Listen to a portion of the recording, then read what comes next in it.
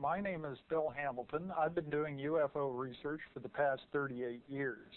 My current area of research is in the Antelope Valley area, where I've been investigating UFO abduction cases, UFO sightings in the skies over Lancaster, and the existence of underground tunnels and bases and secret projects involving advanced technology and alien presence on our planet.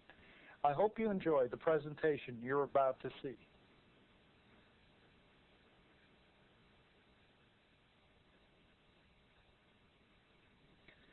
We want to go back in time here, first of all, to give you a little bit of background on the early crash retrievals. In order to do that, I selected the story of one particular man who I talked with for a period of about 2 or 3 hours in a parked car with the outside of his home with the doors locked and the windows up. And you see, these people get very nervous about talking about something like this. And I call this man Mr. H in my book. He was in the Army, a private in the Army, stationed at Roswell in 1947-1948 time period. And he had participated as part of his duties with the CID at that time in 2 crash retrievals. Not the early Roswell retrieval in 1947, but one that occurred, he said, in 1948, and in the following year in 1949, and both in the relative same geographical area, which was out on the San Augustine Plains near Socorro, New Mexico. Now, on crash retrieval number 1, they were bussed out to the site in a school bus with darkened windows. When they got there, they saw the disc was sitting on the ground. It was illuminated by floodlights. The disc was about 30 feet in diameter. He said there were 2 alien pilots recovered from this disc. One was alive. Doctors were walking the live alien around for about 12 hours trying to save it, but it died. The disc had 1 round room with a central column in it. This is the waveguide within the craft, directing the gravitational wave field out and around the craft. It took only 3 men to lift this disc. It was so light, onto a lowboy truck. And he accompanied this disc when it was transported overland to the Nevada test site at the Groom Lake Complex, which was a fledgling complex with only about 5 buildings out there at that particular time, no underground installations. When he arrived there for a debriefing. Now, one of the things he told me is they arrived at night, and when the truck lights fell on this one particular hangar, he was astonished to see 2 live aliens standing outside of the hangar. They were about 5.5 feet tall. The hangar doors were opening, and he could see that there was also a special opening to the sky within the hangar, and they were going to take the disc and store it in this hangar. And there were already discs stored inside of the hangar, I believe about 6 of them. This is absolutely amazing when you consider this was 1948. So there were previous recoveries, and they had taken these recoveries up to the Groom Lake Complex. He was debriefed at a long table along with the others on the retrieval team. And something odd happened at the time that he was being debriefed. He was looking at the wall, and he saw pictures on the wall of at least representatives of 6 different alien types. And as he was looking at the wall, he saw coming through the wall, floating through it, one of the small EBE-type aliens holding a black box in the palm of his hand, of which Mr. H referred to this black box as an augmenter.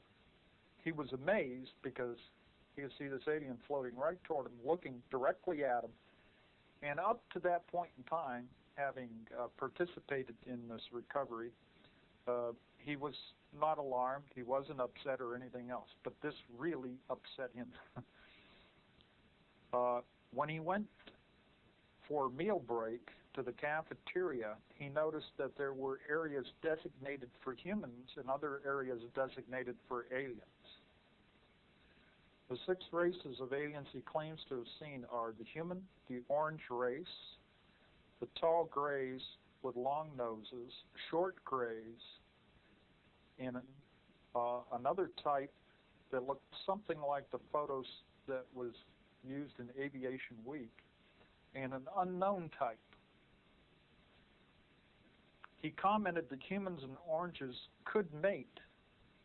One of the types wore a hand beam weapon on a belt.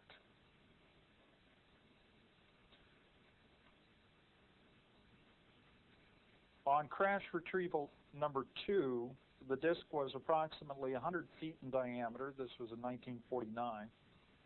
There were 10 dead crew. They were about 5'8" in height. Their weight was no more than about 55 pounds. He carried one body from the craft and said it was dressed in a one-piece suit. He said they later found out that the suit was fastened on via a Velcro-type fastening method. The big disc had a conveyor apparatus on the floor that moved the aliens around from one instrument location to another. One of the instruments appeared to be a gauge of some kind. The disc had rectangular partitions. It took 6 men to lift the disc onto the low boy truck. He said the metal could not be marred. He saw one other craft, but it was only by accident, and that was when he was briefly at Wright-Patterson. I believe a couple of years later, before his tour of duty was over. Now, in my crash retrieval file, I have listed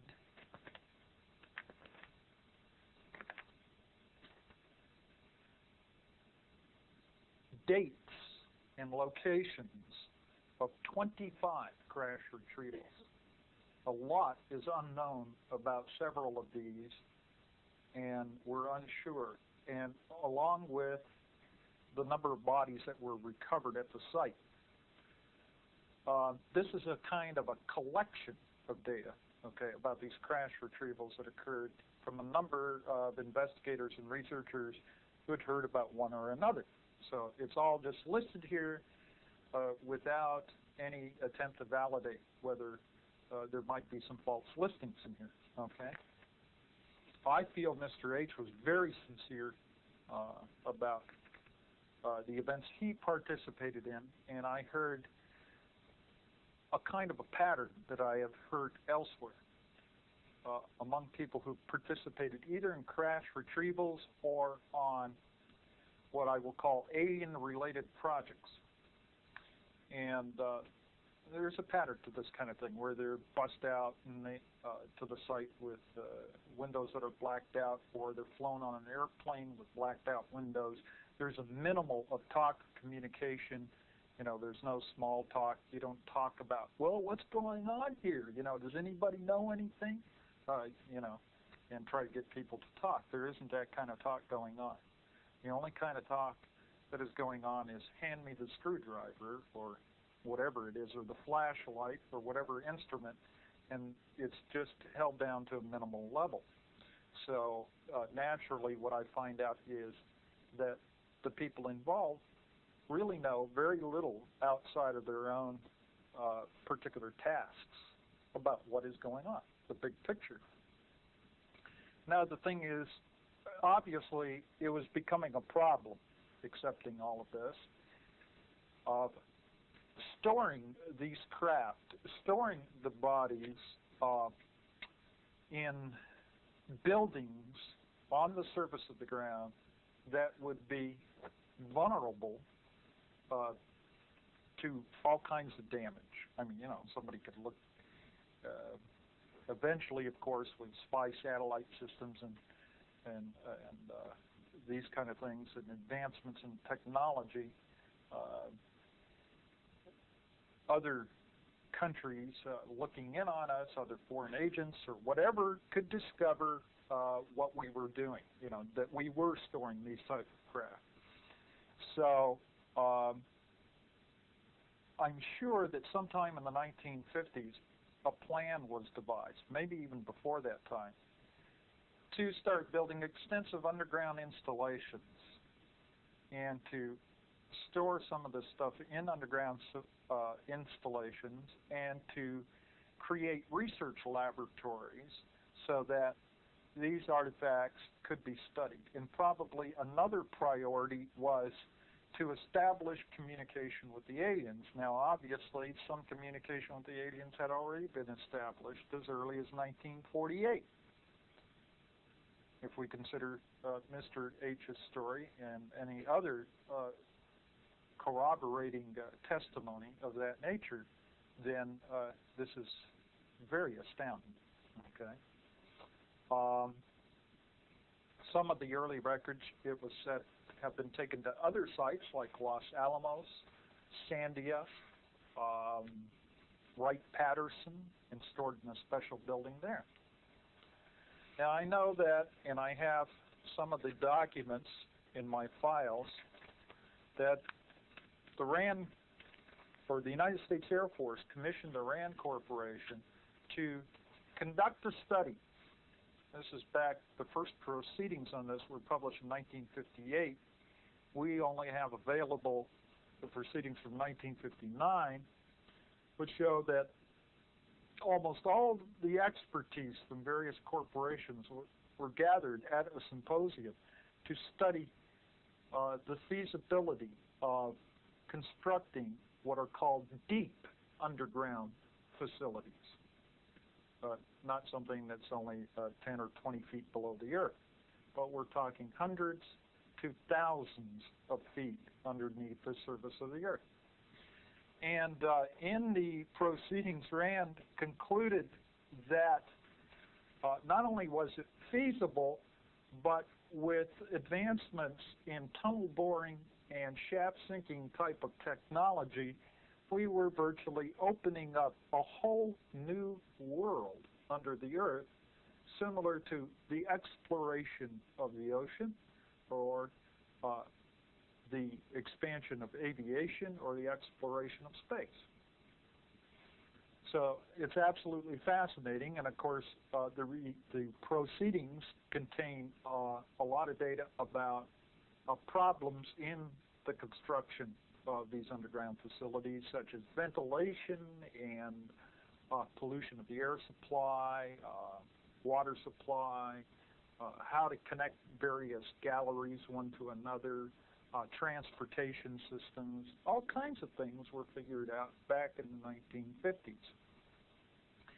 Also, we know that Area 51 had, as far as I can document or track it back, had some of the first underground facilities constructed there in 1951 by Navy Seabees, a battalion of Seabees that went in there to dig and create underground areas.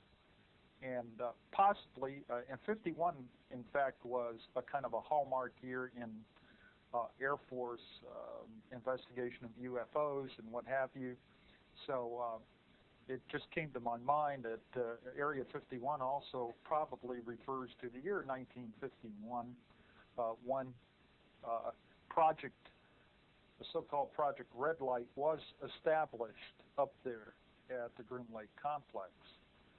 And the red light, by the way, had a kind of a dual meaning. It had one of these things where it had several meanings to it. Of course, Nevada's known for its red lighthouses, so to speak, but The red light in this particular case dealt with something like heat lamps, because there was supposedly an area constructed, a habitat for a particular type of alien, in which they had to use these red and infrared lights in that particular area.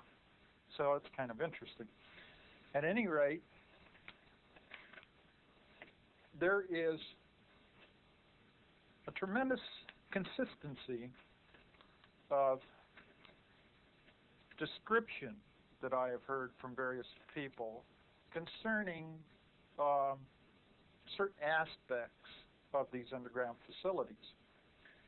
And to give you a little bit more insight on that, one very famous underground facility is located at Mount Weather in Virginia,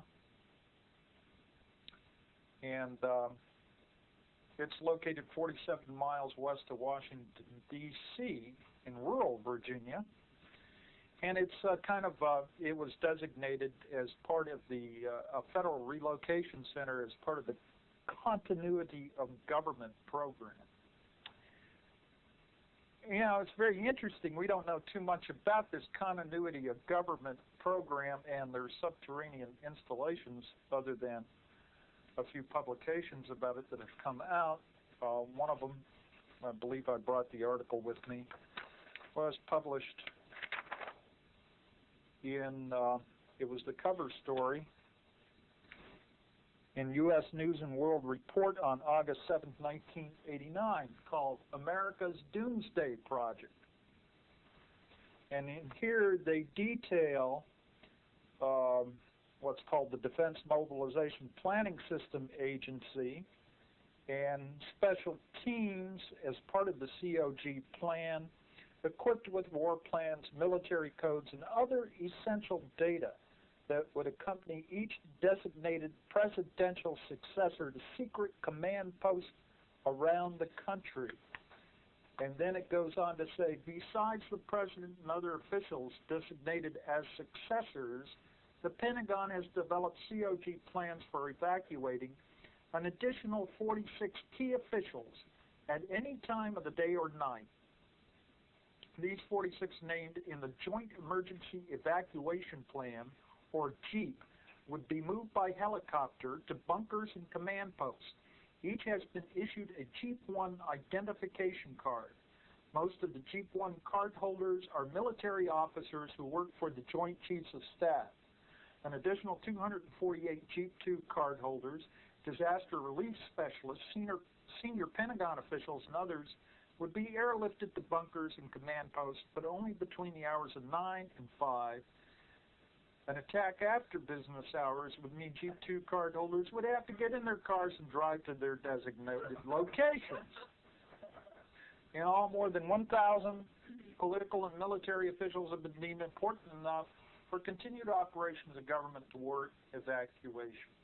And this is all managed by the Federal Emergency Management Agency, FEMA, and the Pentagon has divided the country in 10 different regions, among which there may be as many as 50 different fallout-resistant command post bunkers, each linked with the others by satellite, ground wave, and high-frequency transmissions.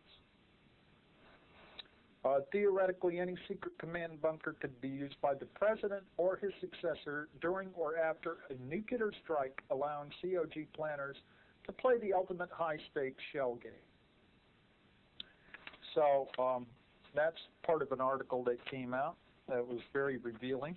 And then there is this other older article that was published in 1976 in the Progressive on Mount Weather, in which it gives a very interesting description, because we're going to hear similarities to this description related to bases connected with alien technology.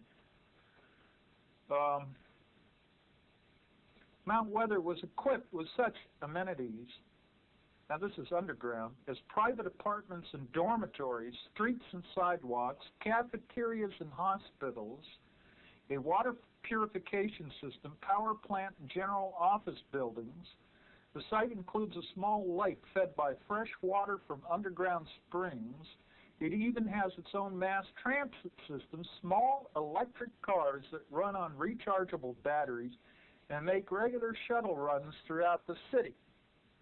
These same little electric cars have been reported at other underground facilities, including the one at El Mirage Dry Lake, the one at Dulce, New Mexico, and I'm sure also at the Groom Lake Complex, I'll call it, because in fact there are several underground areas there, including an entire underground city approximately 40 miles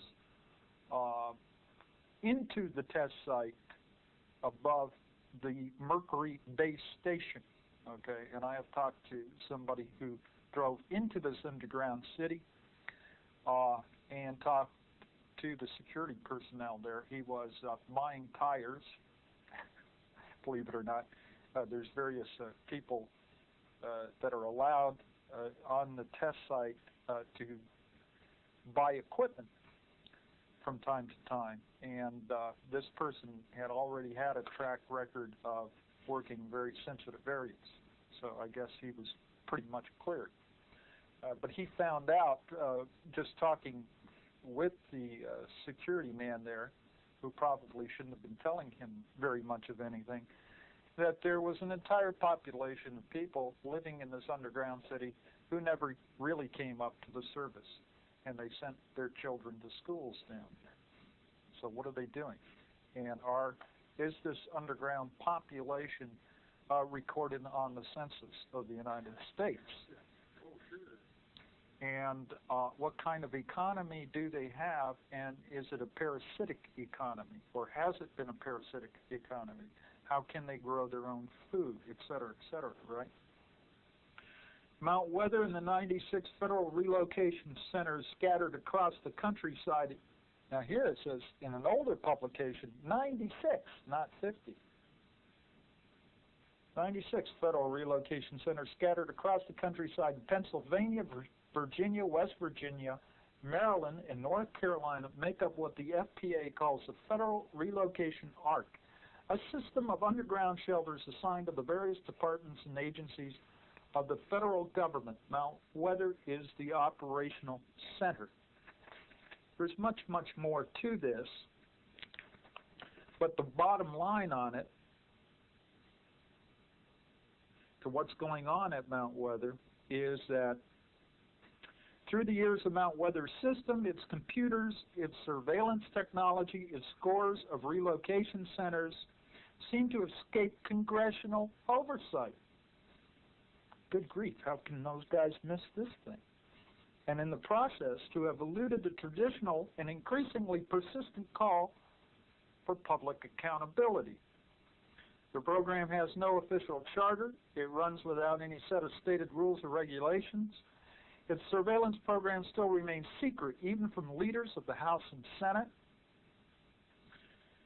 Ford administration officials have refused to comment directly and clearly on the subject of Mount Weather's dossiers. To its credit, Mount Weather seems to have steered clear of the abuses that have been linked to the CIA, the FBI, and the National Security Agency. There's no hard evidence that Mount Weather has been used for the political benefit of the incumbent president. But the experience of Watergate and all of its related abuses should compel Congress to take a long, careful look at this unobtrusive but potentially powerful program. The danger of abuse is clear and present, as it is in any institution that is exempt from accountability. It would be ironic to discover someday that our continuity of government program has not provided continuity at all, but had been the instrument for discontinuing open and democratic government, that the very program designed to protect Americans has actually been turned against them.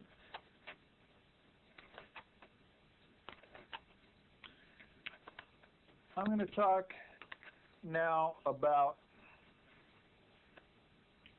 another base, and I'll have you hold your questions because I'm going to provide time for questions and answers toward the end of this. And think we're in here for how long? 2 hours? About 2 hours. Hour and 45 minutes. Okay. So we'll probably have about 30 to 45 minutes for questions and answers. But I do want to get some of this, impart some of this to you. Now, one of the particular installations that has interested me is this Northrop facility they call the Ant Hill, that's up in the Tehachapi Mountains, right up here in the Antelope Valley off of Highway 138.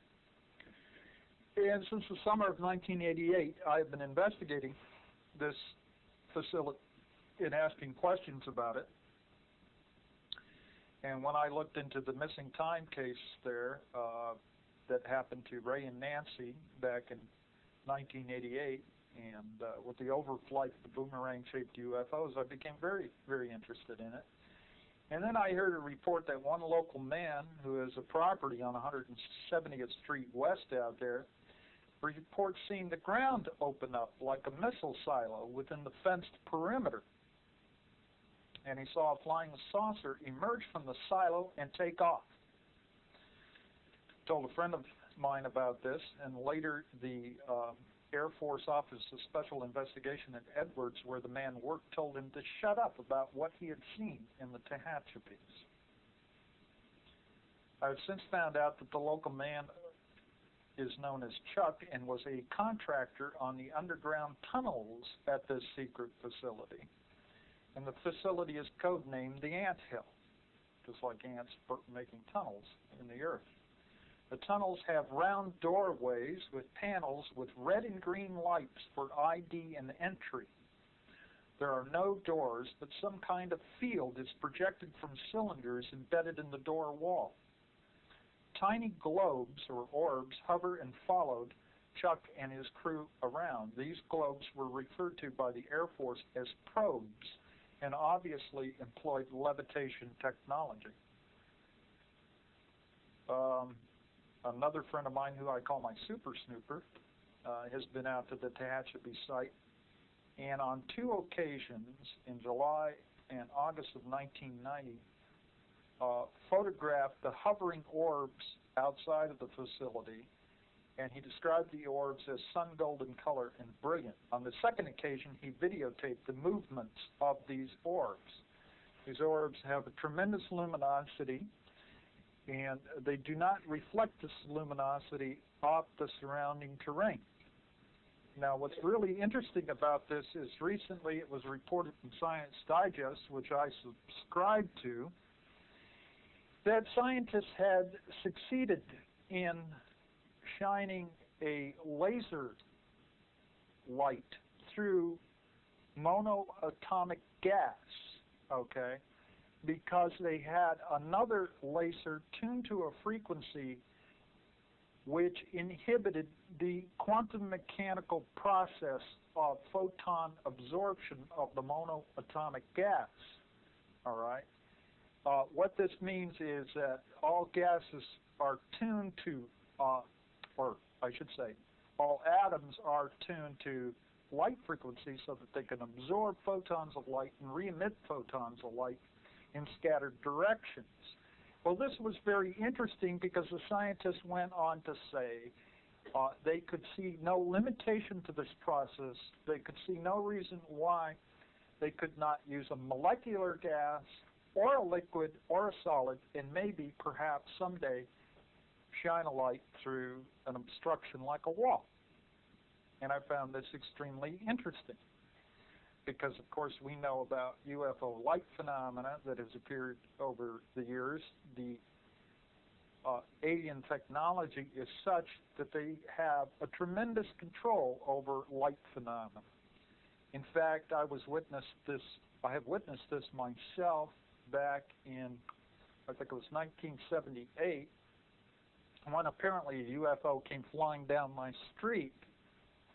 Because it was flying down the street, I first took it to be a fire engine. In other words, it wasn't in the sky, it was flying down the street with red lights revolving and everything else. And it was only maybe a moment later that I realized I heard no sound at all, no motor sound, no siren or anything. And this thing whirled off to the left and I think started to ascend. And it wasn't but a minute later that a pulsating beam of light of some kind was coming down the chimney and was flashing in my fireplace, and I could see it, and the beam was truncated. See, if we take a flashlight, if I took a flashlight and put a beam on that wall, that beam is not going to stop until it reaches the wall, right? And it's not going to stop in midair. So how can they, you know, and these light beams have been seen to bend from UFOs. They have been seen to go out slowly, you know, at a slow crawl, and they had an end to them. I mean, something like the lightsaber, right, in Star Wars. So here we have another light phenomena with these patrolling orbs, as I understand it, and they are sensors. They're surveillance orbs of some kind. And I have seen these orbs also myself in the mountains around that area, and many people have seen them patrolling around the Northrop facility, the Douglas facility, and the Lockheed facility. Now we have an informer. An informer came forth through an intermediary who worked at the Anthill on Project StarTalk. He comes forward and says, well, their work there was involved with lasers. He worked in a big building. It was about 350 feet or more. This building is embedded underground. He described a laser that goes through a tripod and strikes a mirror. The laser is modulated with a message as it strikes the mirror, and it's sent into space. It's a guidance system to bring in UFOs. He also worked at the Douglas facility. He saw a UFO land and was taken down into an underground hangar. Inside the underground building is a huge computer complex. The workers wear white clothing and white socks, no shoes. The computers use a symbol language, and manuals indicate the codes to be entered. There's a large Lexan plastic screen in the room that displays various star systems and galaxies. A wax pencil is used to indicate targets for the laser. The technology is so far advanced that it is beyond our known engineering technology. Somehow the laser is accelerated beyond light speed and interdimensional. Security guards accompany all workers, even to the bathroom. His phone is tapped. It took him 2 years to get a high security clearance. Another man we nicknamed Gopher, another informant, is a brilliant computer specialist and works at even higher levels of security. He worked at the Anthill and also at Hellendale, as well as the Nevada test site. The government paid for his divorce, alimony, and child support. He says that we are working with aliens and alien technology, and it scares the hell out of him. He makes $145,000 a year. He doesn't have a life of his own. He has seen reptilian, aliens, and grays. His work with white-skinned reptoids. Grays are strong and intelligent. He has also seen the orange race, a lot of them. These have been described to me by all informants as looking identical to the people portrayed on Alien Nation. I don't know what to make of that.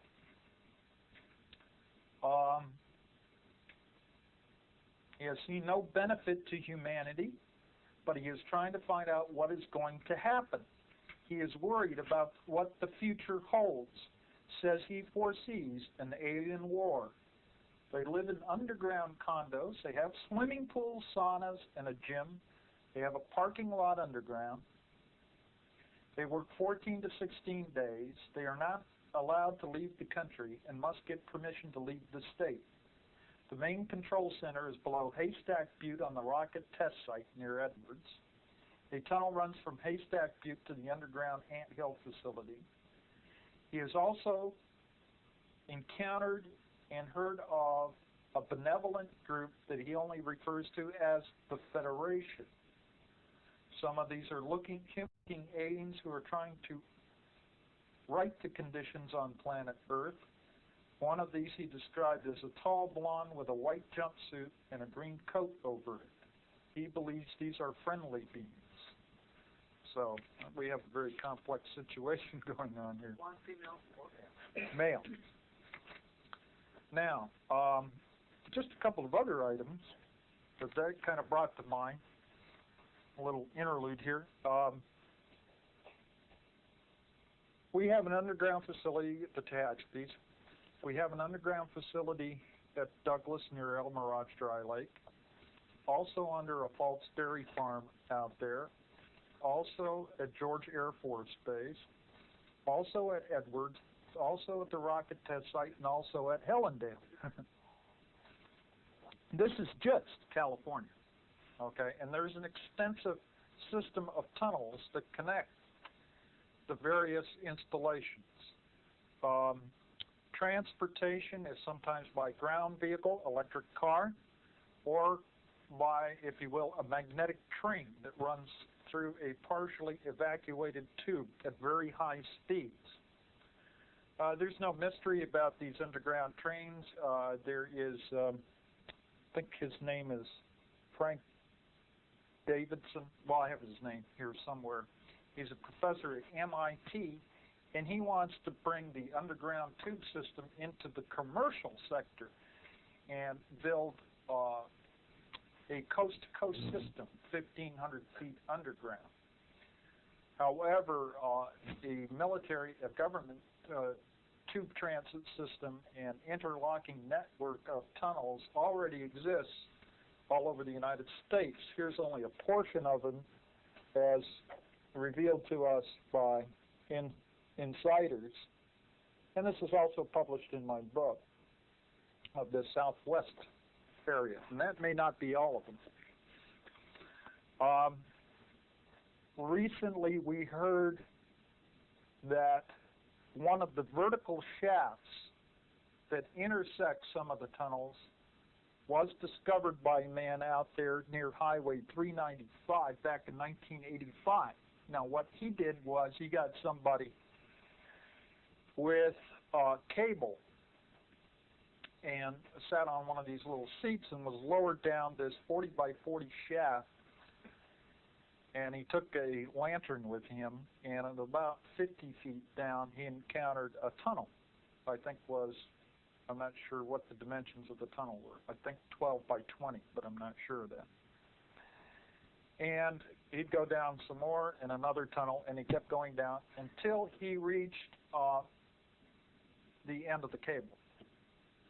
And still he had not reached the end of the shaft. Now, at a certain depth, and I'm not sure how far down, 500 feet or so, he said there was a lip around the entire tunnel, looked something like titanium to him. And there on down, the shaft was lined with this titanium. He decided to be pulled up again, but he decided he could dispense with the lantern because he wanted to see how far the shaft went down further. So he let go of the lantern and watched the light as it spiraled down into the shaft. But it went out of sight, and he never did hear it hit bottom. I've had friends of mine go out to investigate this particular shaft, and they have seen it. In fact, they asked my super snooper to go out there, and he verified it. And I said, well, did you take pictures? And he said, no. And he takes pictures of everything. He didn't take pictures of this. But apparently they're intending to go back and lower a video cam with a light on it on a cable so we can get video recordings. However, one of the guys that was working on this, he talked to a couple of people who worked on tunnel projects, and they told him, oh yes, we'd go down in the state of California, come up in Utah and take 3 weeks leave and go back down in Utah and have to come back up in another state and what have you. And he said, you probably discovered one of the connecting vertical shafts that was not capped off. And he says, I'm sure that we capped them all off, so I don't know what happened to the cap on that one. Well, this guy's another super snooper that was looking around, and he's gotten into a lot of trouble because he goes right up to fence lines and out into places where he shouldn't be.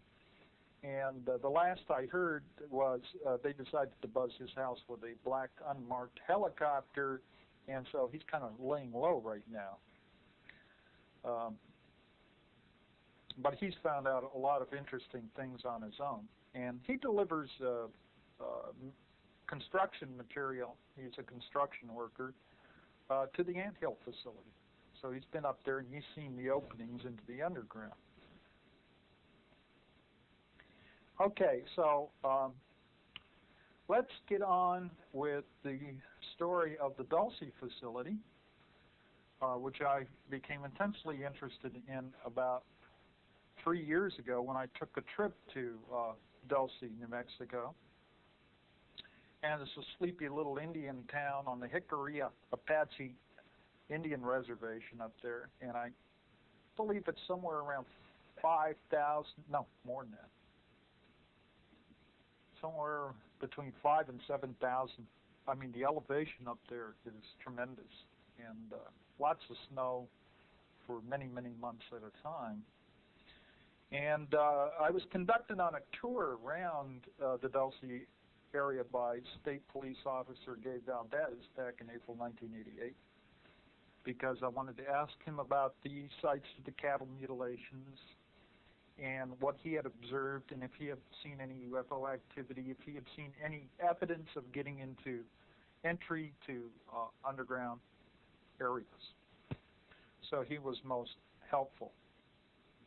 And then I was trying to analyze and get opinions about the controversial information that was released by scientist Paul Benowitz, who back in 1979, 1980 claimed that he had established communication with little gray aliens at this underground facility up at Dulce. Now, of course, since that time, and Paul has had a lot of trouble, and he has written a book about all of this. And there is a recent article in UFO Universe about the mysterious Paul Benowitz. But he has been debunked by such researchers as Bill Moore, who feel that Paul Benowitz did stumble into something, but he was fed a lot of disinformation. Well, I happen to differ, in my opinion, from Mr. Moore, in that I think he really did stumble into something, and they just tried to divert his attention away from it. And some of the people that were involved in chasing Paul around were with the National Security Agency and the Department of Energy, because the underground facility there at Dulce is run by the Department of Energy. And the Department of Energy is part of the U.S. intelligence community, as is the State Department and the Treasury Department, not just the CIA and NSA and the FBI and what have you. There's many things like this. This can be verified, if you will. Go down to the library and look in any U.S. Naval Intelligence Manual, and you'll see. The Department of Energy is on the organization chart. I mean, it's little things like that, right, that we should become familiar with.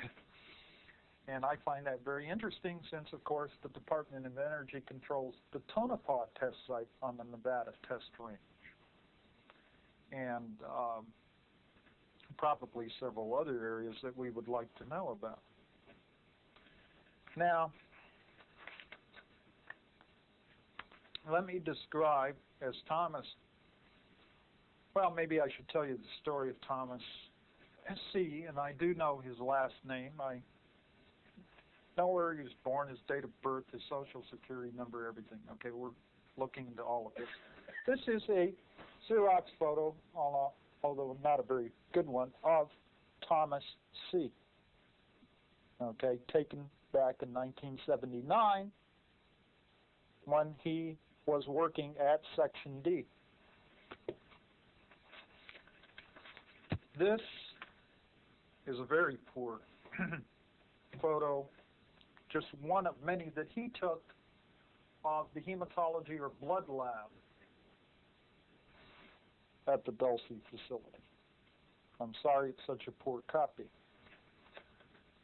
This is a drawing, you could look at this closer if you want, of level 1 of the Dulce complex. I have a drawing of all 7 levels. I've not been told to release the other 6 yet because we have some key information here in case somebody else comes out, right, and says, well, there's this and this and this in these underground facilities and these coded colors on this level and everything else, right? You go, that's right. We got the baseline information here, and that correlates. How did you know that, right, unless you were there? Well, there was one thing we were sitting on concerning the elevator system. There's many things we're sitting on, but one of them was how the elevator system in this facility, right? And I was having a little conversation yesterday with Jim Cox about this man Connor, and suddenly Jim blurts out about the elevator system over at S4, and my jaw dropped when I realized that he said the same thing, and it was constructed in a similar fashion as to the one at Dulce. So I'm tending to believe that there is probably something quite substantial to this new case, and I'm eager to hear more about it so that I can evaluate it further. Let me give you a little verbal description here. It's a cylindrical underground facility consisting of 7 levels with radiating tunnels and transit systems. Each level has a ceiling of 7 feet, except level 6 and 7, where the ceilings are 45 and 60 feet, respectively. There's approximately 45 feet between each level. The first level ceiling starts at 200 feet below the surface. The average highway transport tunnel ceiling is 25 feet. The hub at the base is 3,000 feet across. The base extends 1,700 page miles under northern New Mexico from Dulce to Los Alamos and has another 800 miles of tunnels running west. The base is still growing. 20 miles north of Dulce is a large hangar hidden by a facade of cliffs. The ventilation shafts are hidden by bushes or vents inside caves. There are 5 atop the Archuleta Mesa. Security cameras monitor these. There are many types of sensors: radar, infrared, microwave, electromagnetic ground wave, and satellite. Now I'm going to come back to this in a minute, but before I do, I want you to feel the reality of this story. And I'm going to read, if you'll bear with me. It's better if I read it as much as possible.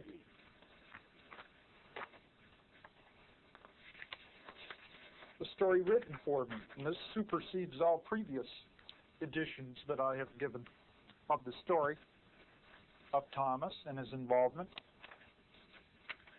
It's a story written by his best friend, who I had a privilege of talking to on several occasions. It is a woman.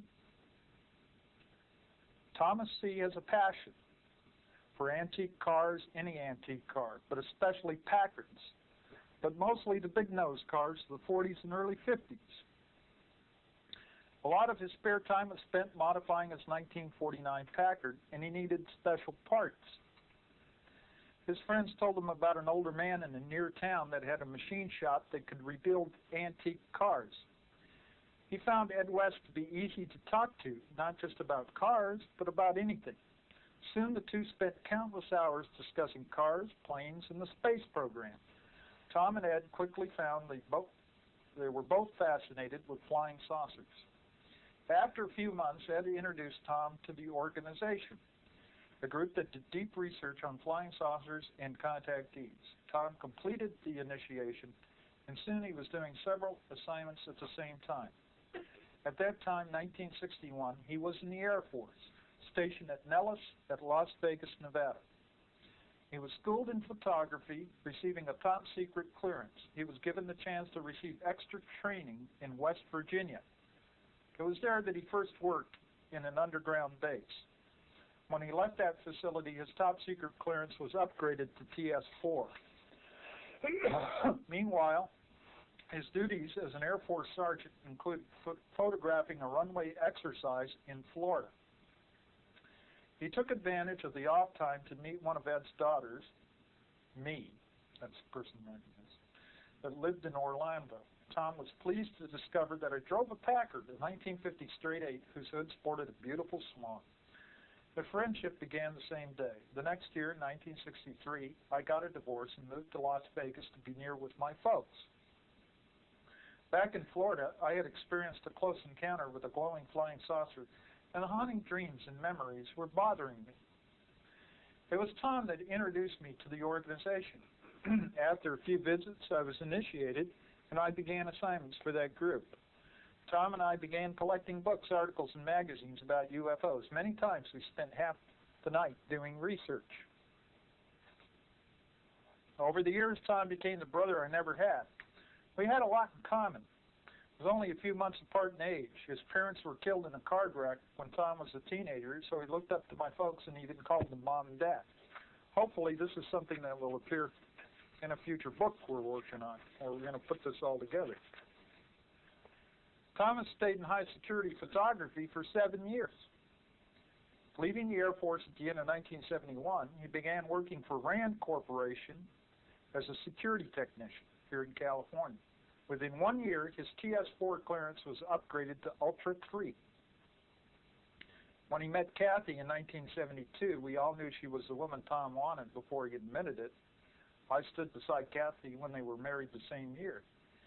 It was spring '74 when Tom told us that in 7 months there would be a baby. On November 7, '74, Eric Scott C. was born. No new daddy was happier than Tom. He gave out cigars to everybody. In 1977, they moved to Santa Fe, New Mexico. Tom had been transferred, and his clearance again was upgraded, this time to Ultra 7. Though he told me he found his new position financially rewarding, he discovered there was more stress. He told me that he worked underground and in incredible security in and for the photography department. His job included all aspects of photography, from large format cameras to mini cameras. It was his responsibility to check, align, and calibrate all the security video cameras from the doors to exit tunnels. His position required that he be armed at all times. 2, it was his job to escort visitors to certain areas of the base. When he finally left the Dulce base, he had earned the security rank of Major.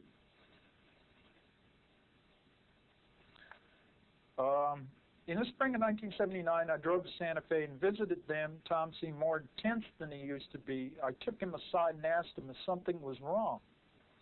He said he wished he could talk to me about the things at work that bothered him, but he couldn't go into detail because of his high security clearance. The day I left New Mexico, he pressed a folded piece of paper in my hand in a quiet way that no one else saw. He hugged me and whispered quietly, "Don't let anyone see this." I slipped it into my pocket. That night alone at the motel in Durango, I quietly opened the paper. There were 3 things on the yellow page: a sketch of an alien, an inverted triangle, and the name Dulce. I stared at the mysterious drawing, trying to figure out what it may mean. The alien in the picture had a large head, big black eyes, no nose, and was bald. The triangle was shaded black, and I knew I'd seen that shape recently, but couldn't remember where. I turned on the faucet, soaked the paper, and flushed it down the toilet. That night, I had nightmares about aliens. In the morning over coffee, I looked at the map, trying to decide what route I would take back to Vegas. Suddenly, I noticed a small town near the New Mexico state line called Dulce. My heart jumped, and memories of the sketch flooded my mind. Is this what Tom was trying to tell me? Thoughts raced through my mind. What is going on in that tiny town? Are there aliens there? What does a triangle mean? Then I remembered where I saw the black triangle. It was on a hat on Tom's coffee table. It was burnt orange with a black inverted triangle with gold bands cutting it in 3 sections like an upside-down T. I knew I had to drive through that town to see what I might find, but there was nothing different or suspicious that I could see. It looked like any small desert town in any desert Indian nation. I put the doubts in my mind aside. Whatever Tom was trying to tell me would stay a question in my mind for months to come. I went back to Durango and drove to Cortez. I fell in love with that town and knew that this was a hometown I wanted. That fall, I moved to Colorado. Early in December, Tom made a surprise visit. He told me that a couple months back he'd walked out on his job at Dulce Base after a major dispute between the security workers and a military group. Tom said the security force used flash guns, but the military group was armed with machine guns. He said it was like a war with screaming and panic in all the tunnels.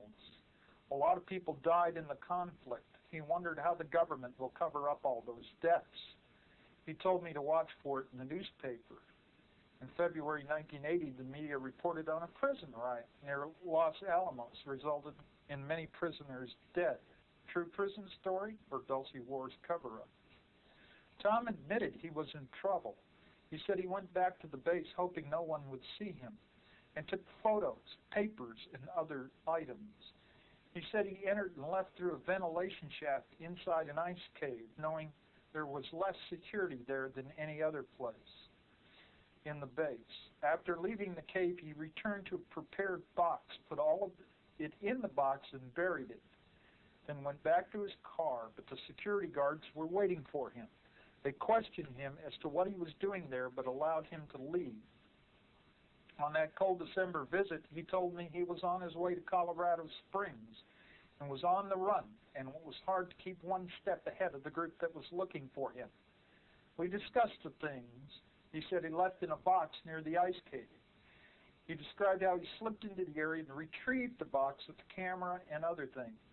Tom asked me to have faith in him and that no matter what I may hear about him, I should always remember that he is the same man I've known for years. That evening after dinner, he made several long-distance phone calls. I know he called someone in Idaho, but I have no idea who or why. That night he slept on my sofa, but left during the night. I was really worried. I called Kathy. I knew something was really wrong when she called me by the wrong name and asked if she could call me later, but she never called again. The next day, 3 men from OSI questioned me about Tom's whereabouts. 4 more times in December, other men questioned me, wanting to know more about him. I told them I didn't know anything and said I'd call him if Tom calls me. January found the CIA on my door. I lost track how many times they questioned me. They insisted that I have more information than I'm telling them. Maybe they were right, but the stress was beginning to get to me. My head ached constantly. I had been in a car wreck in the middle of '78 and had headaches a lot. Those headaches seemed to be back. At the end of January 1980, my doctor ordered some tests in a Farmington, New Mexico hospital.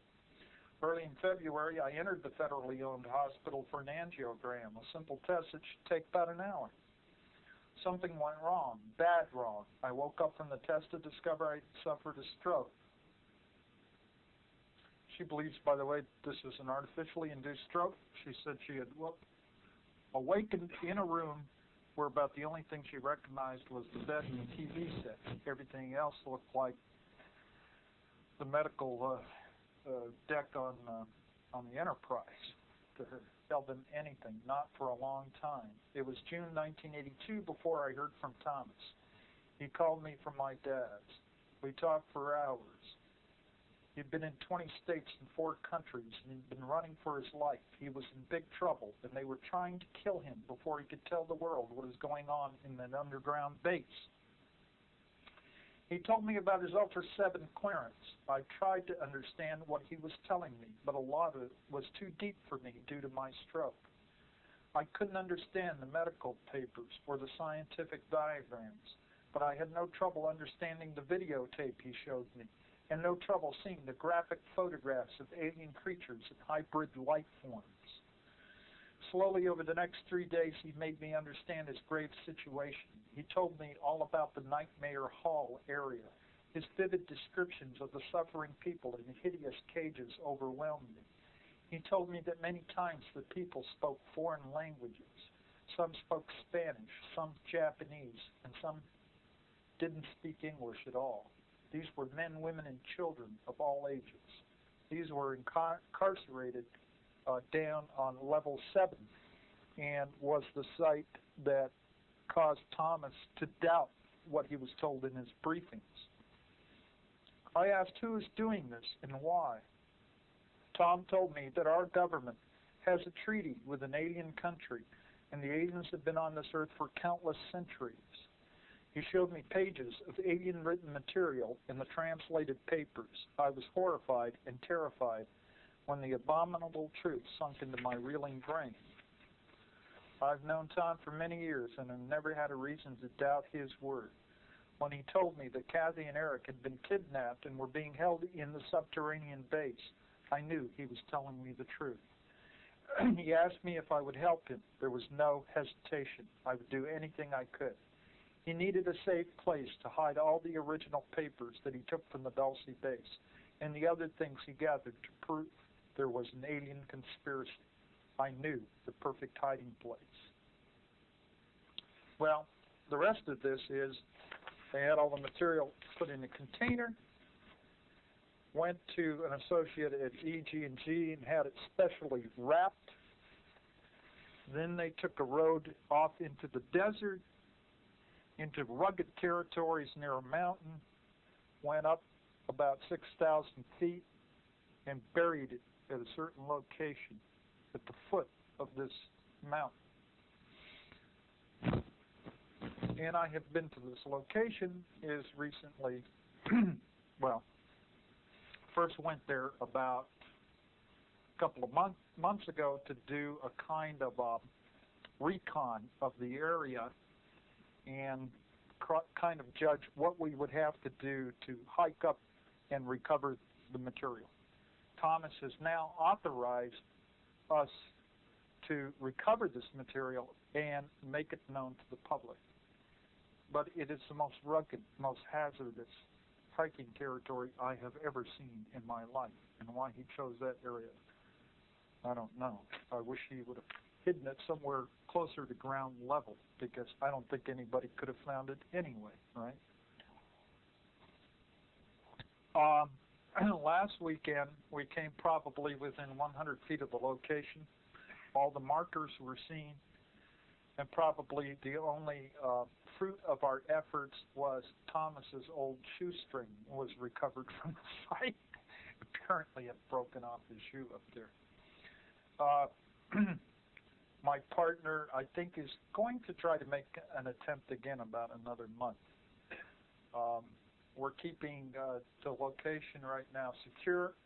We don't want any interference or trouble. I'm not saying from friends, but we feel that we have discussed this enough that we're sure that they're aware of our activities.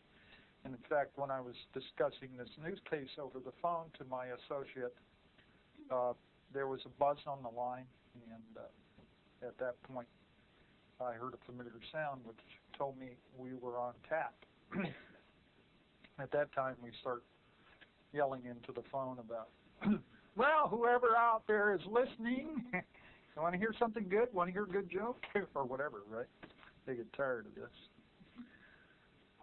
There are many levels of security clearance, by the way, with code words above top secret. The one that Thomas held was above top secret. It was ultra top secret, ultra level 7, and he was cleared for security on all 7 levels of this particular facility. Now, I've also talked to an engineer, and I have his resume. I know who he is, and he's been to an underground 9-level facility out at Palmdale. And he's also told me about advanced technology. I'd just like to repeat one thing that he told me, and that was, if there's anybody here that doesn't believe in aliens, then they've got a big surprise in store for them. some of the levels above ultra that Thomas mentioned to us were Umbra, Stellar, G27Z, Triad, Universal Military Training, Universal Military Service, Astral, and Subastral. And there's Magic. There's also something known as Cosmic Top Secret, by the way, and that is a valid level, but it was more used in NATO than over here. There are Greys and Reptilians in the underground facilities. The Reptilians have their own base called Duke, Dugout, Dutch, or Dross, indicating draconian. The Drax use a symbol of a dragon with its tail in its mouth, circled with 7-pointed stars in the middle. They stay near the service. They choose to hide and avoid contact. They are soldiers doing a job, and usually there are 2 or 3 at a job site. They are not to bother humans unless the humans are endangering their post. Most of them are not hostile and won't kidnap you, but may blast you with a flash gun that may paralyze you. Causes a temporary blackout. The reptoids speak and their voices are harsh and whispery with heavy S's. They are stronger than humans.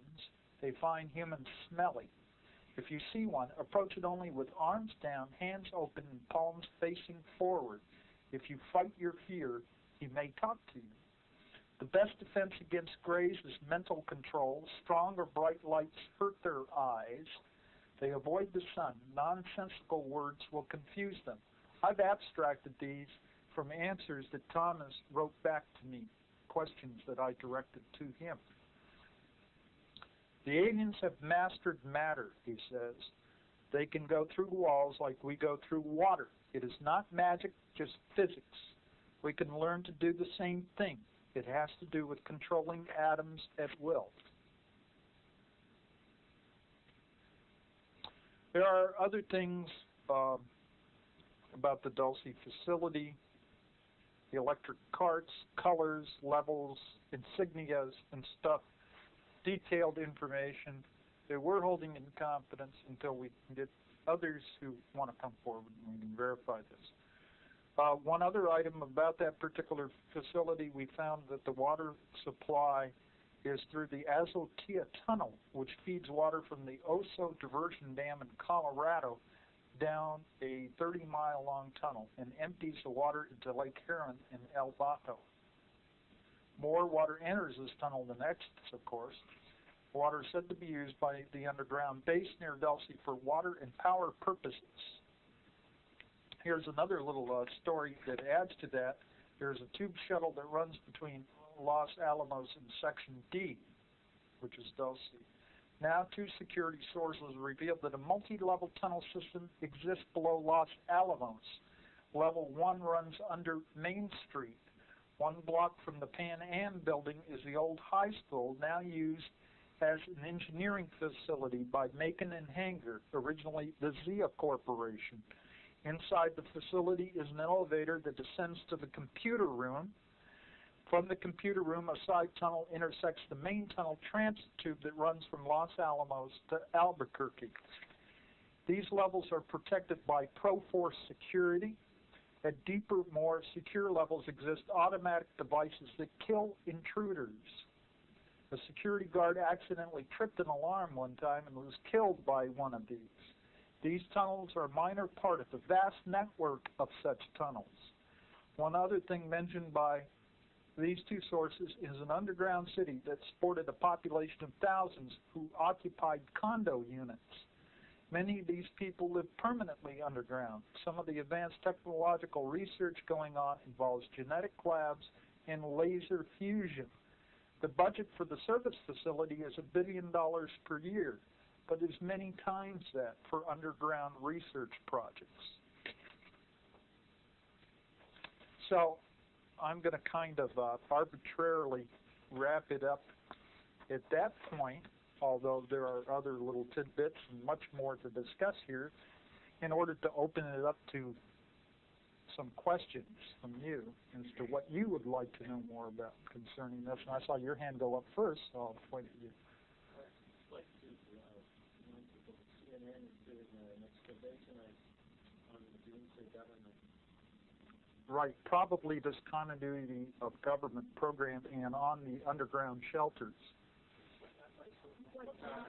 6 o'clock is what I understand. So, well, again, going back to like this Mount Weather facility and the continuity of government program during a federal emergency, and that's anything that they designate to be an emergency.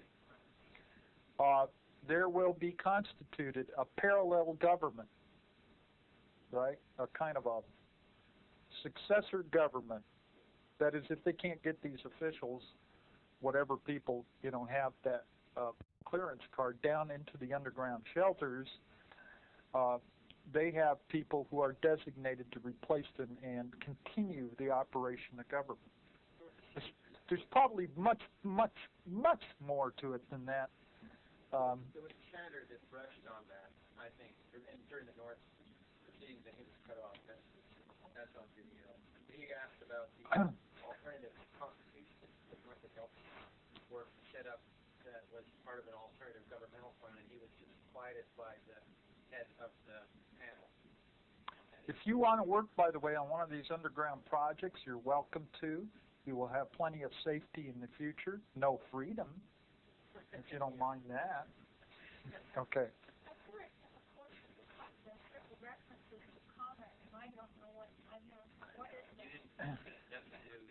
Yeah, that's a brand new issue. This is allegedly a secure. She's asking about a man named Connor. I referred to a man named Connor. That's just a pseudonym. He did give out his real name, Derek. Okay. His first name. And he says that he worked at what? Derek Hennessy. Okay, Derek Hennessy is his full name. All right. He's also called Connor. So why shouldn't I tell Thomas his full name? Nobody will ask, right? Tempt me. He said he worked at the S4 facility, Nevada test site level 2, where there's an area called a museum with saucers, aliens and capsules, etc. And he's a renegade. He's left there. He says he has photographic evidence, and they're chasing him all around the country trying to retrieve it. Let's cross our fingers.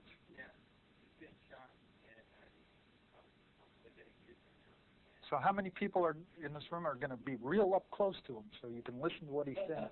Huh? When the bomb goes off in the room, huh? Out there. All right. I hear many people talking about the size of the underground veins, and the counts keep on sounding bigger and bigger. But yet, I don't hear everyday people that do hauling jobs and pull dirt away and deliver construction equipment. Like the Alaska pipeline, everyone that did that kind of work was gone for a year. They were up there making that money. Right. These things are so huge that they just don't put people in the CIA and have them dig tunnels. No. Where did the people that actually do the hard work? I have met construction workers that work on the tunnel project. Enough of them to account for it. That's what No, just a few. Just a few. Right. Right. They do more work than that.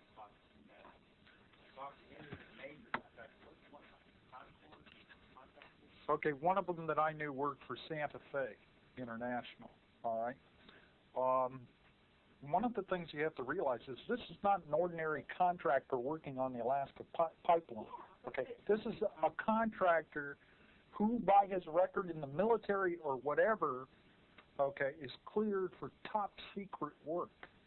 But they get these guys to drive. So they're not going to, and they're not going around talking about their work. You understand that? But no, this fellow I talked with, they were striking with this. We need a contract to go out in the middle of the desert for concrete. 24 hours a day for about 2 weeks. I have no idea where they're going. See, once I put out the word, I have had people like that approaching me and just telling me all kinds of weird stuff, just like something he just mentioned there.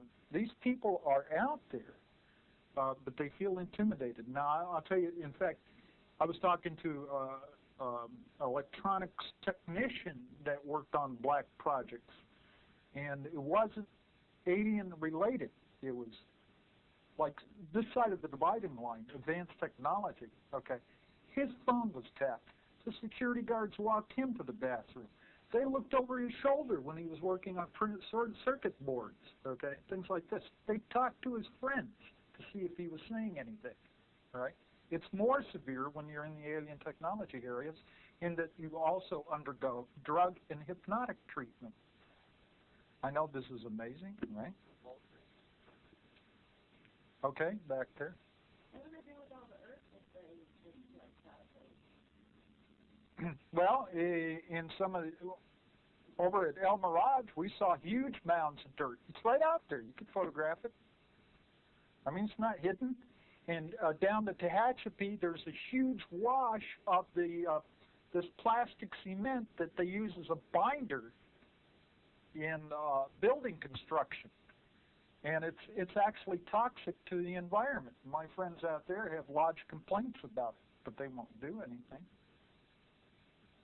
So you could see evidence of this stuff out there. Now, the reason why the mounds of dirt are visible out there on the El Mirage area is because that's a flat area out there.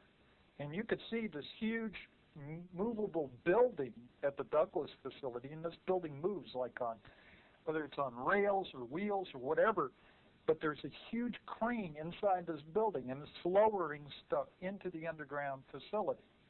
Okay? But, you know, and that's visible. But here's the strange thing. Sometimes at night, there's something that comes up from the ground into the building, and the doors are open, and suddenly the top of it ignites with this tremendously brilliant light. And it's so impressive that one of my super snoopers said that he felt like getting down on his knees and worshiping it if he was, you know, of a more primitive bent, right? Because the interior of this building, he said, remained dark. You know, if you turn on the light in the room, see all the light reflecting off the walls, right? So definitely eyewitness evidence of advanced technology in a known aerospace company complex. Another question.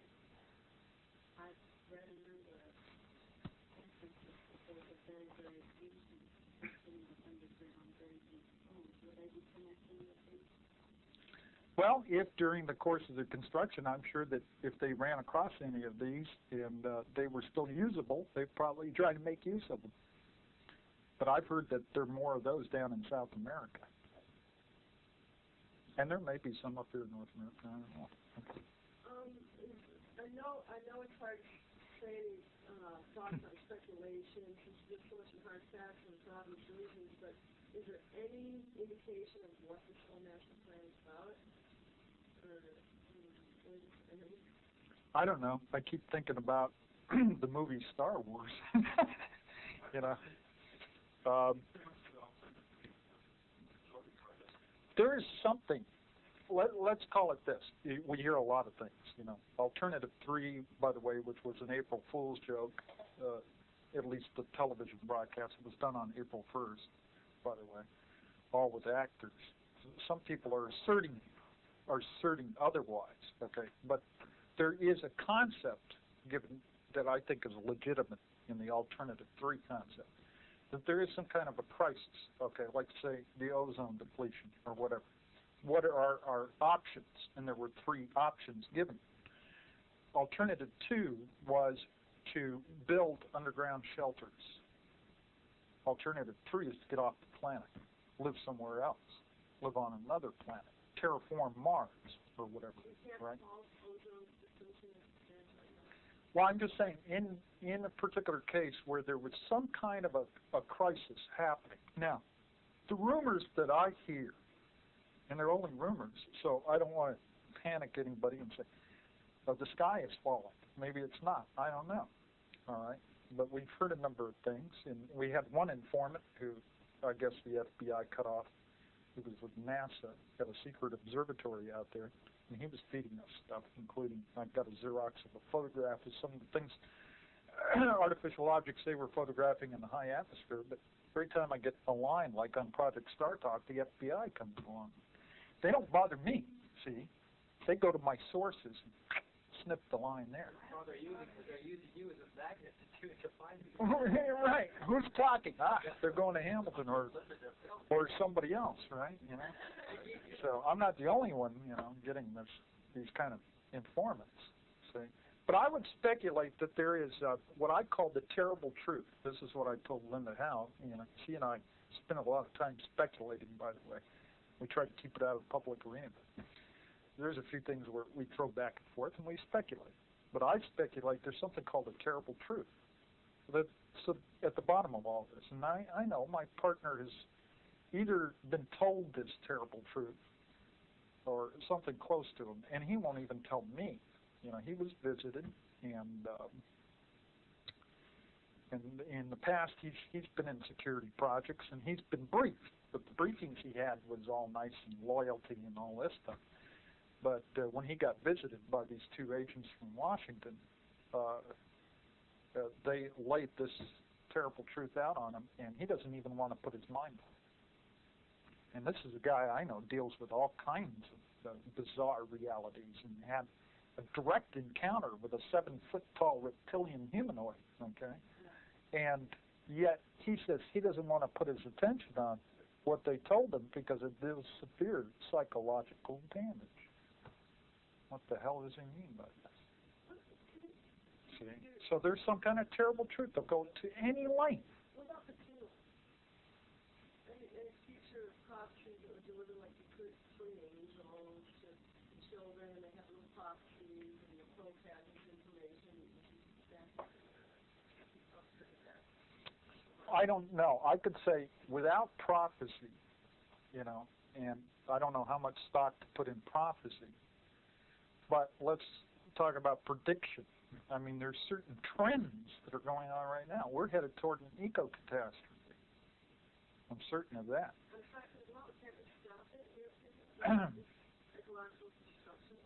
Yeah, but are we? The thing is our momentum such that we're just, you know, already part of the railroad train is going off the cliff, so to speak, right? And who's going to grab the end of the train and pull it back up? I don't know. And, well, when this guy, Thomas C., smuggled out these documents, why didn't he make an attempt to connect with some type of media to expose immediately? What he did was he made 5 copies of the documents and got them to trusted friends, okay? And he decided, at that time he didn't know what to do, okay? He was on the run from state to state, and then he left the United States, connected up with a band of a renegade group, okay? And they have their own underground base in another country. And he claims to be in contact now with benevolent aliens that are helping them out, okay? Resisting whatever was going before. But I guess he was just running too much and couldn't make the connections that way, and just trying to stay alive. And he was also very concerned at that time about his wife and child, who the security team took into, they captured them, okay? And we're holding them prisoner, and we're trying to negotiate with them to get the material back. How long have you known where the location? Not long. I've known that it was buried somewhere for some time, but it was only last April that we were given the authorization to go ahead and recover the material and make it public as soon as possible, because Thomas is predicting that there is a conflict coming up, and that we're not aware of. It's going on now, okay, but that we're not aware of it, but we will soon become more aware of it because it will become more overt. There's apparently a conflict between different alien groups right here. Your last statement segues into what I was thinking of. Several speakers or groups express they feel there is a timetable, either the big 90s they refer to or something within the next few years. have your sources confirmed that sense of a timetable or schedule? Well, the year that I've been hearing about for the past 10 or 11 years now is beginning in 1992. Okay, we're going to see a lot of things breaking out, all hell breaking loose. You know, a lot of sightings, abductions. I don't know what the heck is going to be going on. Right? So what should we do?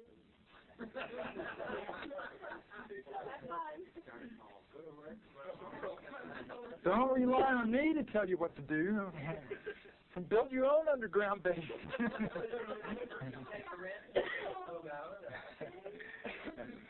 Okay, another question here. Let me check the time. I have a quick observation followed by a question. I'm very impressed with this time in your earlier talk. Birds with light, bright light that doesn't illuminate around it. It happens when I was 16, Farm Road, in Texas, in the middle of the night. I saw such a phenomenon. I'll never forget how impressed I was and how absolutely unhinged it was.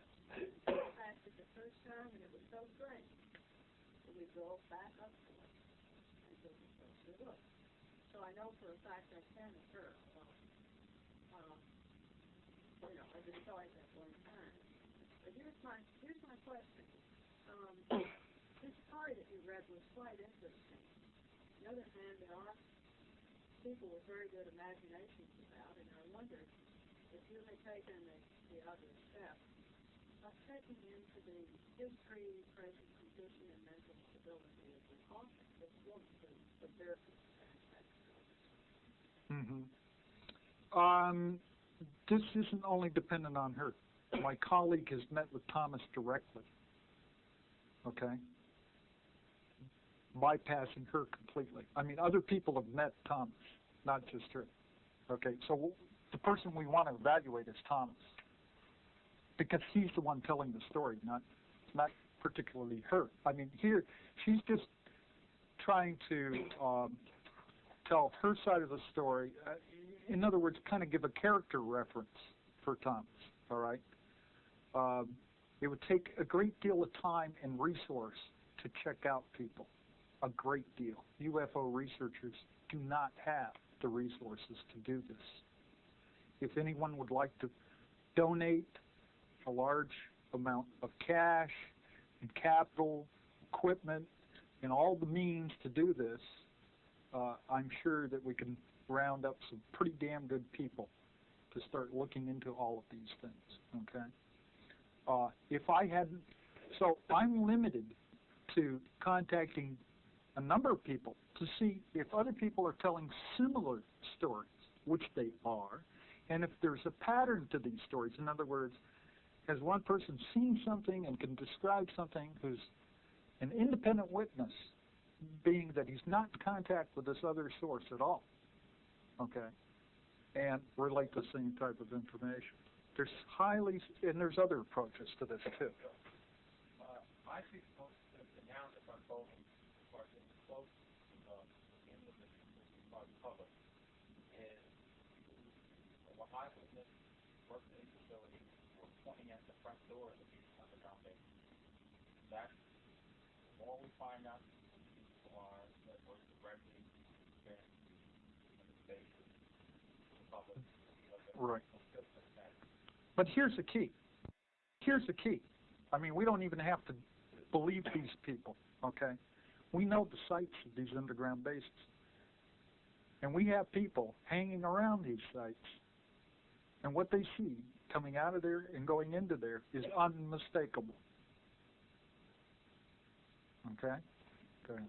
We know about blood running underneath in the tubes, and which countries are the tubes exposed? Which countries? Which countries?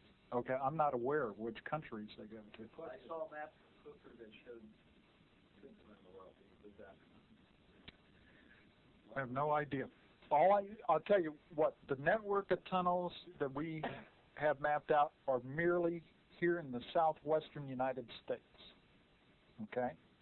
And they could have similar in the eastern United States. Beyond that, I have no information. Parts of Canada and down to Mexico. strictly North American. So, yeah, there are other possibilities here. I just don't have the data. Okay. Say you get the material and you want to go public with this. Would any Fox or anybody accept this, or would they, the government just say forget it? Yeah, we have Nippon Television is real eager to get it. They're all been waiting for it. Right. Is that right? Yeah, they're waiting for it. Huh? I don't know. I'm not approaching anybody until we got something. Okay. I know you thought about running cases. Is that one of the flagship? Sedona. In Secret Canyon, yes. In fact, Secret Canyon is the only other place that I've seen the jumpers, the vehicles that I've described in my talk, jumping from position to position, which we see out over Lancaster skies. The only other place I've seen them is out over Sedona. They strobe and they jump from position to position. One clarity on what you said, a 9-level underground station you mentioned briefly was where? Palmdale. Palmdale. Right. And I believe it was under the area of Air Force Plant 42 out there. They're all circular or complete list? No. Hey, this goes on and on. I mean, I've been approached by ex-Air Force officers who told me, yeah, I've been in underground bases, and engineers, Boeing engineers, Lockheed engineers, technicians. Hey, it's starting to add up. It's starting to add up. One thing I've heard was George Bush, when they had the war over there, and George Bush was on vacation. He asked him, George, you're sitting here on vacation, how are you going to know what's going on the world? He said, you can be sure that I have facilities here at my vacation site to know what's going on around the world. I'll show you that little cabin sitting up in the mountain. It's got to have some tunnel system going, drawing right up to it. Well, okay, let's have about 3 more questions. Go ahead. About the atrophy or residential space area of Palmdale, is there anything we can see driving around? Sometimes. There's no guarantee, but sometimes. A lot of times we see the jumpers out there, frequently. I can give you a verbal description, but the thing is, you probably wouldn't know unless I started pointing out to you what it was doing. And you need binoculars, okay? And you need to steady the binoculars either on a tripod or on a surface of some kind so they don't jitter around. But they're out there. And there's other things out there that are quite obvious, but more infrequent. Was another question? We have a tunnel in Hawaii, on the big island, the island of Oahu, and that found that out. That doesn't surprise me anymore. Okay, how much time do we have? 10 minutes. Oh, didn't know we. Okay, we can go on. Say again.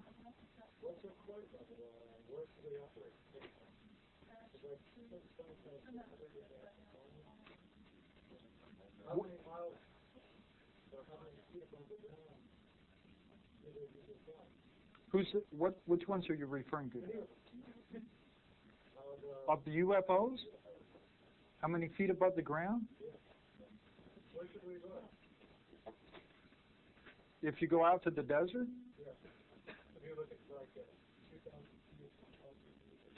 Oh, no particular altitude. Okay, I mean, they could be at any altitude. If you're real lucky, they can come right down to the ground, take you aboard.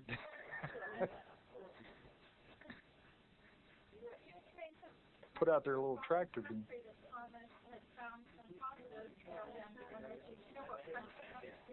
Yes, I do. Not at this time yet. Probably. Okay, the question was what foreign country is Thomas living in now? And I don't want to answer that at this time.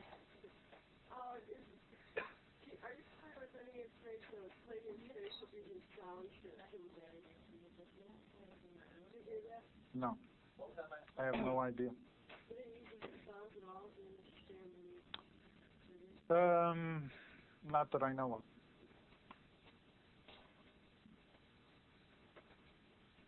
So, any more questions anybody has?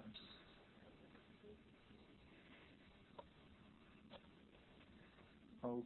Another one there. I'm curious why you're announcing that you're about to recover the material. And surely, if they wanted to go and snatch it, they know when you're going to do it, more or less. They didn't bother us at all on this last trip, and we announced it. But don't you think it's material? You got to go to them darn well, and if they're nation, you got to go other places darn well wants to snatch it. You know what? After seeing that area, I think they're thinking, why bother? Or let those guys go up and get it, and we'll wait till they get back before we bother them, because we don't want to bother with that. You know, I don't even want to go back up there. I'll tell you. That's what I'm saying. That they, if that's what they're thinking, they think you're snatching it. Could be, but like I said, there are duplicates of this material elsewhere, and the people who have it say if they do not hear from him, see, he reports in on a periodic basis. They do not hear from him on this periodic basis. Assume he's dead and get the material out. This is been threatening him with his wife and child death. Oh, he doesn't care about that anymore now. There's a reason for that you won't believe.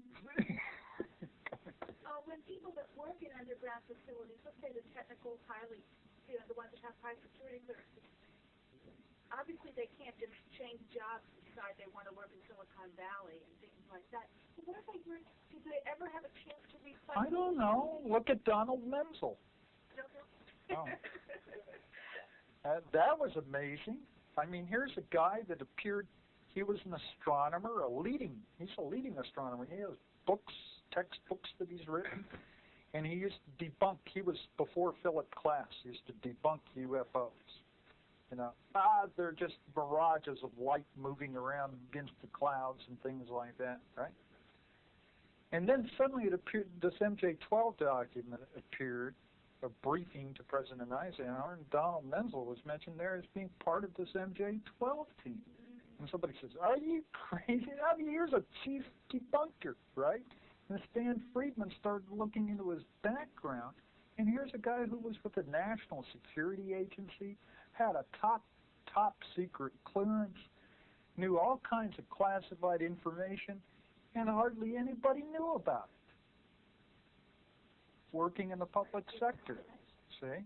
So you don't know who might be working there. In fact, a guy showed up at the real estate office out in Victorville, and he heard the woman there who had my book mention Dulcie, and the guy turned white, and he said, where'd you hear about Dulcie?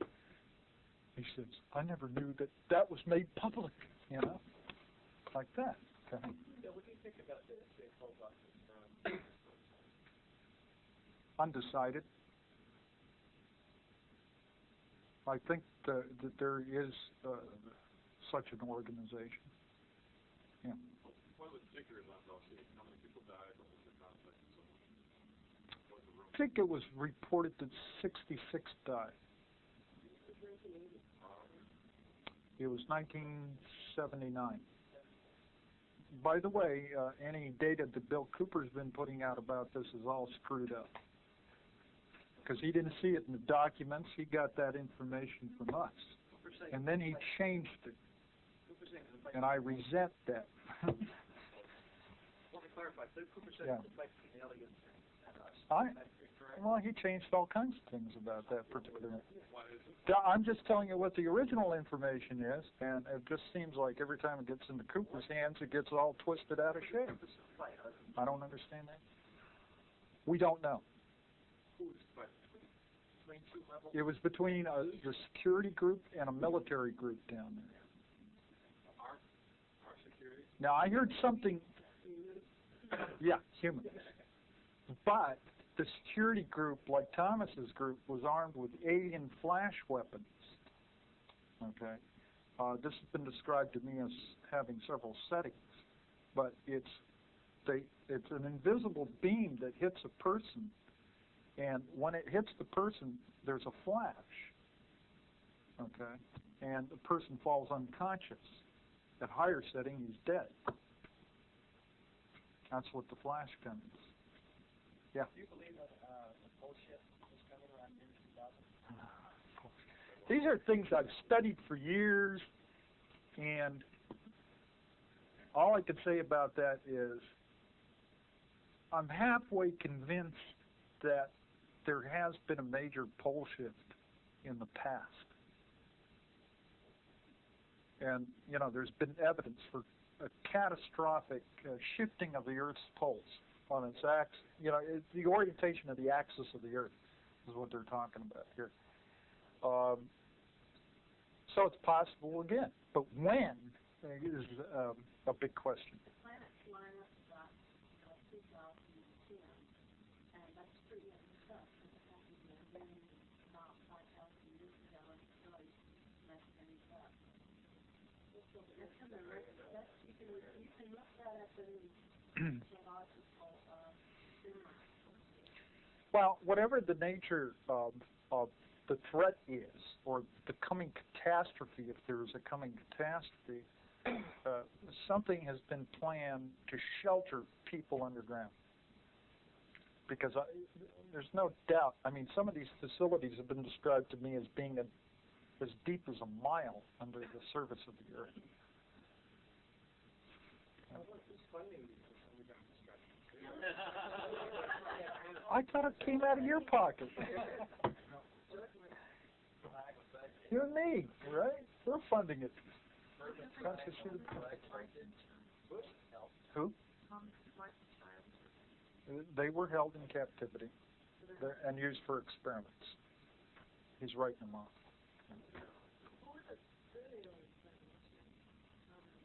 Who are the good aliens? Us. No. Now, the good aliens appeared to be Nordic human types, similar to apparently ones that I encountered back years ago. They apparently met with some of the early day contactees and told them various stories, probably partial truths and things like that, but they appeared to be friendly and benevolent. They have distinguishing features. Apparently, some of them. No, they're all, you know, they're not all like blue-eyed blondes, okay? Some of them have dark hair. And, yeah, but their eyes are very penetrating. I believe like I said, I've had an encounter of this type, and my impression was just like what others have told me. You know, I was like a pane of glass. He was looking right through me, knew all about me. Good feeling. Oh, absolutely good feeling. Yeah. Sometimes the irises have funny colors, or they have gold and silver specks in them. And they have extremely symmetrical features. They're just perfect human beings. No.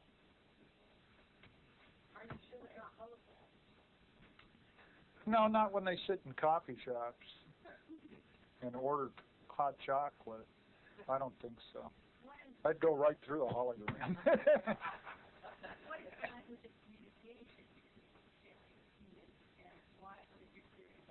Oh boy, are they telepathic. I know that from personal experience.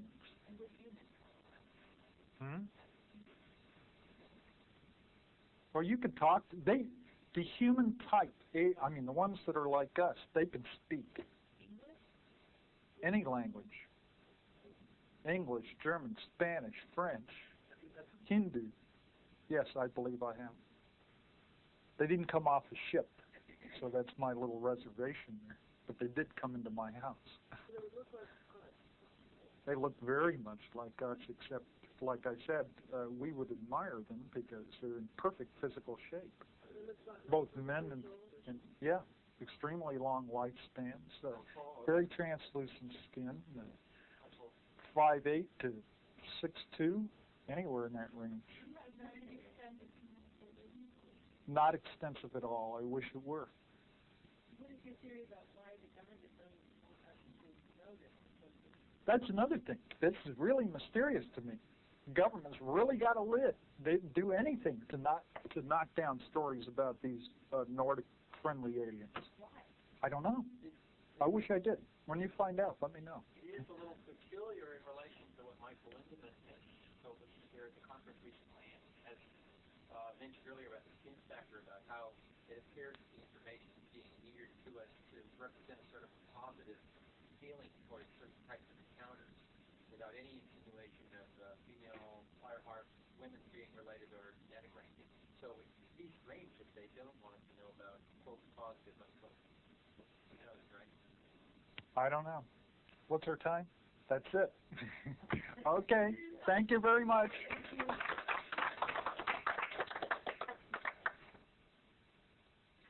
I know more of you would want to contact me for more information about my activities or my monthly meetings in Lancaster, and you can contact me at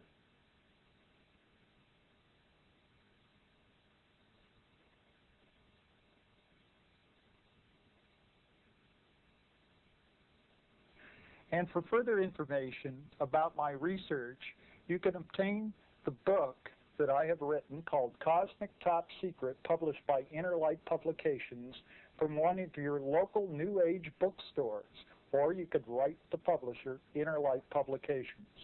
Thank you very much for watching.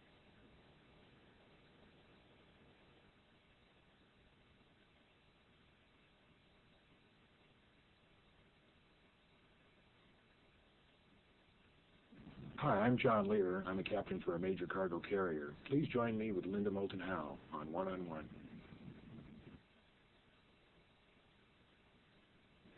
My name is Bill Hamilton. I am a UFO researcher and investigator. I investigate UFO sightings, abduction cases, crash retrieval events, and underground activity. You can see me on tape with Linda Moulton Howe on One-on-One.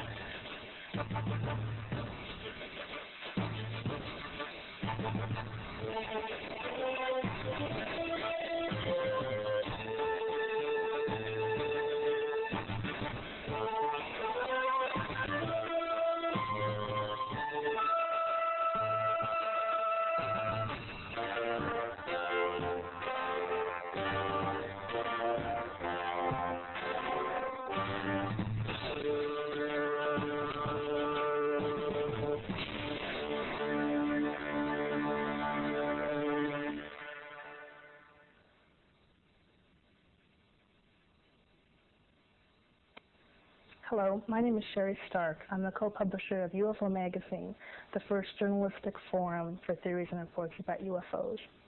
When Vicki Cooper and I started the magazine in 1986, there was very little, if any, serious reporting on the subject. Basically, it was your tabloid coverage or occasionally a cursory or a comic relief mention in the mainstream press. Since that time, there has been growing public interest in the subject, starting with a couple of best-selling books, and there have been documentaries, and there have been talk show guests, and a lot of interest and a lot of types of information out there about the subject. But in some senses, it's even more confusing because there are so many different kinds of information that are subjective that the general public often is turned off to the subject as a whole.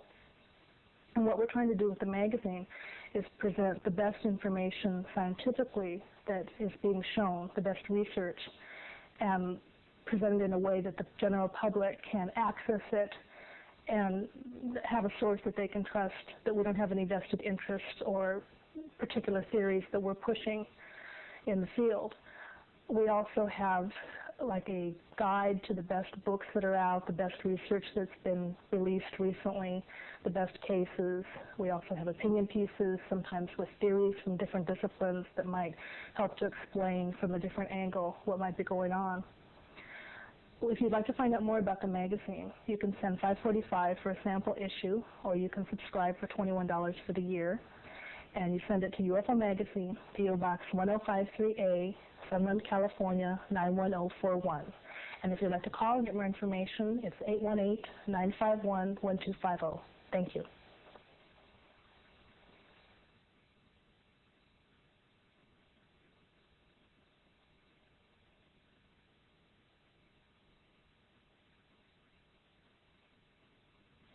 This has been a presentation of Lightworks Audio and Video.